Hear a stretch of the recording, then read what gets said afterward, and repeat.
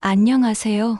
저는 한국으로 시집 온 지 3년쯤 되었습니다. 결혼 전에는 미국에서 20년 가까이 살았었거든요. 그래서인지 한국 문화, 특히 식생활이 아직도 좀 낯설 때가 있어요. 저희 어머님은 정말 정이 많으시고 손맛도 좋으세요. 특히 명절이나 가족들 다 모이는 날에는 상다리가 휘어질 정도로 음식을 차리시죠. 김치찌개, 된장찌개는 기본이고요. 나물 종류만 해도 서너 가지에 갈비찜, 잡채, 전까지 정말 진수성찬이에요.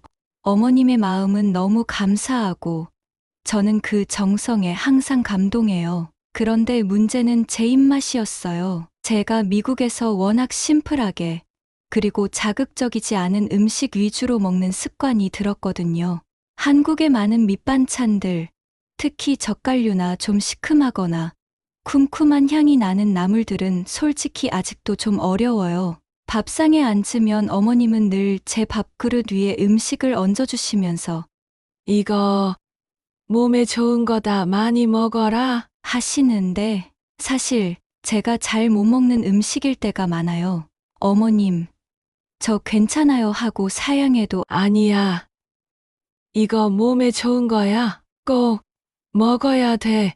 하시면서 계속 권하시죠. 심지어 제가 다른 음식을 먹고 있는데도 이것도 좀 맛보렴. 왜 이것만 먹니? 저것도 먹어야지. 하실 때도 있고요. 처음에는 한두 번 먹어보려 노력했어요. 그런데 도저히 익숙해지지가 않더라고요. 억지로 먹으려고 하면 속이 더부룩하거나 심지어는 체할 때도 있었어요. 그래서 자꾸만 밥상 앞에서 소극적으로 변하게 되더라고요. 깨작거린다고 하죠? 정말 조금씩만 집어먹게 되고 제가 편하게 먹을 수 있는 몇 가지 음식에만 손이 가고요. 문제는 그때마다 어머님의 표정이에요. 제가 음식을 잘 안 먹거나 조금만 먹으면 왜 이렇게 입이 짧냐, 내가 해준 음식이 맛이 없냐 같은 말씀을 직접적으로 하시지는 않으셔도 표정에서 서운함이 고스란히 느껴지거든요. 아휴, 애가 왜 이렇게 까탈스럽니? 하는 속마음이 읽히는 것 같기도 하고요. 저는 어머님 마음 상하게 해드리기 싫어서 어떻게든 맛있게 먹는 모습을 보여드리고 싶은데 그게 제 몸과 입에서 안 받아주니까 너무 답답한 거예요. 밥상 앞에 앉는 시간이 숙제가 되는 것 같고 어머님 눈치를 보게 되고 이번에는 또 어떤 음식을 권하실까? 이번에는 어떻게 자연스럽게 거절하지? 이런 생각만 하게 되고요. 어머님은 저를 굶기는 것 같아 걱정하시는 마음이실 테고 저는 그 마음에 부응하지 못하는 것 같아 죄송하고 이 사소해 보이는 밥상머리 풍경이 반복될 때마다 제 마음속에 벽이 쌓이는 것 같고 이게 정말 큰 갈등의 씨앗이 될 수 있겠다는 불안감이 들었어요. 저도 정말 한국 음식을 잘 먹고 싶고 어머님이 주시는 음식을 맛있게 먹는 예쁜 며느리가 되고 싶은데 그게 마음처럼 쉽지 않네요. 혹시 저처럼 한국 밥상 앞에서 어려움을 느끼시는 분들 계실까요? 정말 저만 이런 건가요? 이대로는 안 되겠다 싶더라고요. 밥상 앞에서 자꾸 위축되고 눈치 보는 제 모습도 싫었고 무엇보다 저를 생각해서 음식을 해주시는 어머님 마음을 제대로 받아들이지 못하는 것 같아서 죄송했어요. 그래서 제가 먼저 나서보기로 했어요. 어머님과 함께 주방에 서서 요리를 배우면 어머님의 손맛도 이해하면서 한국 식문화도 이해할 수 있지 않을까 하는 마음에 어머님께 여쭤봤어요. 어머님, 제가 한국 음식을 아직 잘 몰라서 그런데 혹시 시간 되실 때 저한테 요리 좀 가르쳐 주실 수 있으세요? 하고요. 사실 말씀드리는 순간에도 심장이 얼마나 쿵쾅거렸는지 몰라요. 혹시나 내가 그걸 왜 배우냐 하시거나 제 속마음을 아시고 더 서운해 하시지는 않을까 걱정했거든요. 그런데 어머님은 예상외로 환하게 웃으시면서 아이고, 우리 애가 한국 음식 배우고 싶어? 그럼 가르쳐줘야지. 하고 흔쾌히 허락해 주셨어요.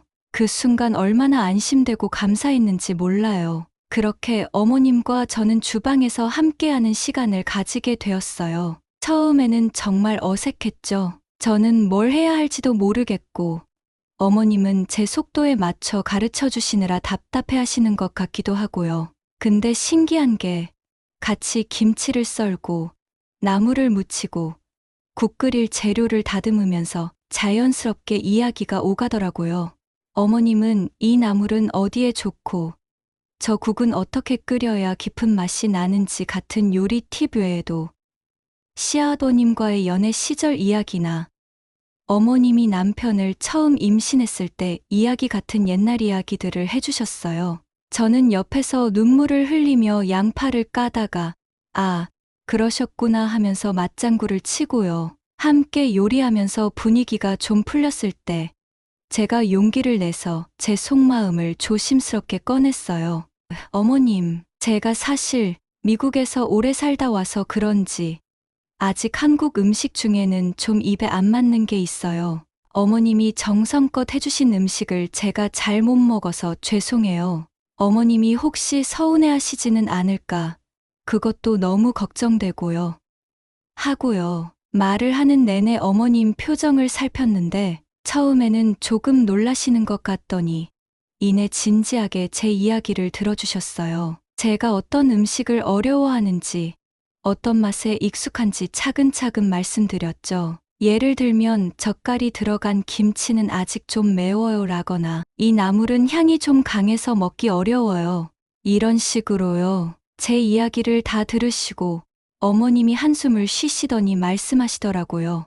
아이고, 나는 내가 한국 음식이 싫은 줄 알았다. 내가 맛이 없어서 안 먹는다고 생각했지. 하시면서 어머님은 제가 잘 먹고 살이 찌는 게 소원인데 제가 너무 말라 보여서 걱정되는 마음에 자꾸 권했던 거라고요. 그 말씀을 듣는데 저도 눈물이 핑 돌더라고요. 서로의 마음을 오해하고 있었던 거예요. 어머님은 자신의 사랑 표현 방식으로 음식을 주신 건데 저는 그걸 부담으로만 느끼고 있었고 어머님은 제가 음식을 잘 안 먹는 걸 자신의 사랑을 거부하는 것으로 느끼셨던 거죠. 그날 이후로 밥상 분위기가 조금씩 달라지기 시작했어요. 어머님께서 제 밥그릇에 음식을 무작정 얹어주시는 대신 이거 내 입맛에 맞을까? 조금만 먹어볼래? 하고 먼저 물어봐 주시기도 하고요. 제가 좋아하는 맵지 않은 반찬이나 비교적 익숙한 음식들 위주로 상에 올리시려고 노력하는 모습도 보이셨어요. 저도 노력했죠. 어머님이 해주신 음식 중에 제가 먹을 수 있는 건 정말 맛있게 먹는 모습을 보여드리려고 애썼고요. 어머님이 가르쳐 주신 한국 요리를 집에서 복습해보기도 하고 어머님께 사진을 보내드리면서 어머님, 저 이거 만들었어요. 하고 자랑도 했어요. 어머님이 정말 좋아하시더라고요. 어느 날은 제가 어머님께 어머님, 제가 미국에서 즐겨 먹던 음식 중에 간단한 거 있는데 같이 만들어 보실래요? 하고 제안했어요. 복잡한 음식 말고 간단한 파스타나 샐러드 같은 거요. 어머님은 아이고, 내가 그런 걸 어떻게 만드니? 하시면서도 호기심을 보이셨고 결국 같이 파스타를 만들어서 먹었는데 어머님께서 어머, 이것도 맛있네. 하고 신기해하셨어요. 서로의 문화를 맛보는 경험이었죠. 물론 여전히 어려운 부분은 있어요. 제가 모든 한국 음식을 다 잘 먹게 된 건 아니고요. 어머님도 자신의 방식대로 저를 챙겨주고 싶으신 마음이 문득문득 나오시겠죠. 하지만 중요한 건 이제 서로의 마음을 조금이나마 이해하게 되었다는 거예요. 밥상 앞에서 어색해하는 저를 보며 걱정하시는 어머님의 사랑을 느끼고 제 입맛을 존중해 주시려는 어머님의 노력도 보이고요. 그날 이후로 저희 고부 관계에는 눈에 띄지는 않지만 확실히 따뜻한 변화들이 생기기 시작했어요. 가장 큰 변화는 역시 밥상 위 분위기였죠. 이제 어머님은 제가 시댁에 가면 상다리가 부러지게 차리시는 대신 제 입맛에 맞을 만한 음식들을 신경 써서 준비해 주세요. 예를 들면 전에 제가 젓갈 냄새를 좀 어려워한다고 말씀드린 후로는 김치찌개를 끓이실 때도 제 몫은 좀 덜 맵게 해주시거나 제가 좋아하는 슴슴한 나물 종류를 더 많이 해주세요. 혹시 새로운 반찬을 내놓으시면 이거 내 입에 맞을까? 한번 먹어봐. 하고 먼저 물어봐 주시고요. 저도 달라졌어요. 더 이상 밥상 앞에서 눈치를 보거나 째작거리지 않으려고 노력해요. 제가 먹을 수 있는 음식은 정말 맛있게, 복스럽게 먹는 모습을 보여드리려고 애쓰고요. 어머님이 새로운 음식을 권하시면 예전처럼 무조건 사양하는 대신 조금이라도 맛을 보려고 노력해요. 어머님, 감사합니다. 조금 맛볼게요. 하면서요. 설령 제 입맛에 완벽히 맞지 않아도 어머님, 정성이 정말 느껴져요. 라거나 새로운 맛이네요. 같은 긍정적인 표현을 하려고 해요. 제 작은 노력이 어머님께는 큰 기쁨이 된다는 걸 알게 되었으니까요. 함께 요리하는 시간은 이제 저희에게 특별한 시간이 되었어요. 어머님은 제게 한국 음식의 기본기를 가르쳐 주시면서 요리라는 게 손맛도 중요하지만 그 안에 담긴 정성이 제일 중요하단다. 같은 삶의 지혜도 함께 나눠주세요. 저는 어머님 옆에서 칼질이 서툴러 버벅거리기도 하고 양념 비율을 잘못 맞춰서 망치기도 하지만 어머님은 늘 괜찮다. 괜찮아 배우는 거지 뭐. 하시면서 웃어주세요. 그리고 제가 어머님께 미국 음식을 대접하는 시간도 정말 재미있어요. 얼마 전에는 간단한 아보카도 샐러드를 만들어 드렸는데 어머님께서 이게 무슨 맛이니? 느끼할 것 같은데 왜 이렇게 상큼하냐? 하시면서 신기해하셨어요. 제가 즐겨 마시는 드립 커피를 내려드렸을 때도 커피 맛이 이렇게 부드러울 수도 있구나. 하시며 새로운 경험에 기뻐하셨고요. 이렇게 서로의 문화를 음식을 통해 공유하는 과정이 저희 사이의 거리를 좁혀주는 것 같아요. 단순히 요리를 배우고 가르치는 것을 넘어 서로의 살아온 방식을 이해하고 존중하게 되는 소중한 시간이죠. 물론 갈등의 씨앗이 완전히 사라진 건 아닐 거예요. 저희는 서로 다른 환경에서 오래 살아왔고 생각이나 방식이 다를 때도 분명 있을 테니까요. 아마 앞으로도 사소한 오해나 서운함이 생길 수도 있겠죠. 하지만 이제는 알아요. 그런 순간이 오더라도 피하기보다는 용기를 내어 솔직하게 이야기하고 서로의 마음을 들어주는 것이 얼마나 중요한지를요.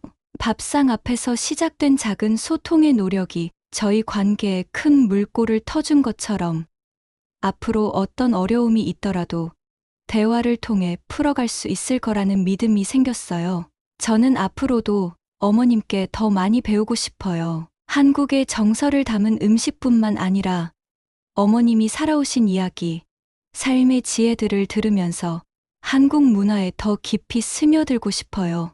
그리고 어머님께도 제가 살아온 방식, 제가 좋아하는 것들을 자연스럽게 보여드리면서 어머님이 저를 며느리이자 친구처럼 편하게 느끼실 수 있도록 노력하고 싶어요.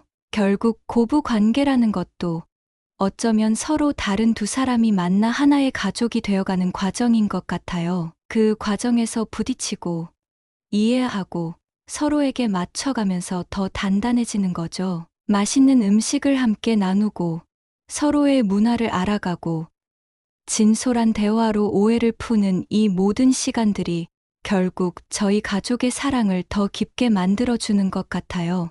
저는 저희 가족이 앞으로도 서로를 있는 그대로 존중하고 이해하고 사랑하면서 따뜻하게 지내기를 간절히 바라봅니다. 밥상 위에 작은 변화가 가져온 행복처럼 앞으로 저희 삶에 더 많은 이해와 사랑이 가득하기를요. 이 이야기가 지금 고부 갈등으로 힘들어하시는 다른 며느리분들이나 시어머님들께도 조금이나마 용기와 공감이 되었으면 좋겠습니다. 오늘 저의 솔직한 이야기는 여기까지입니다. 긴 이야기 들어주셔서 정말 감사해요. 여러분의 가족에게도 늘 평화와 행복이 가득하시기를 바랍니다.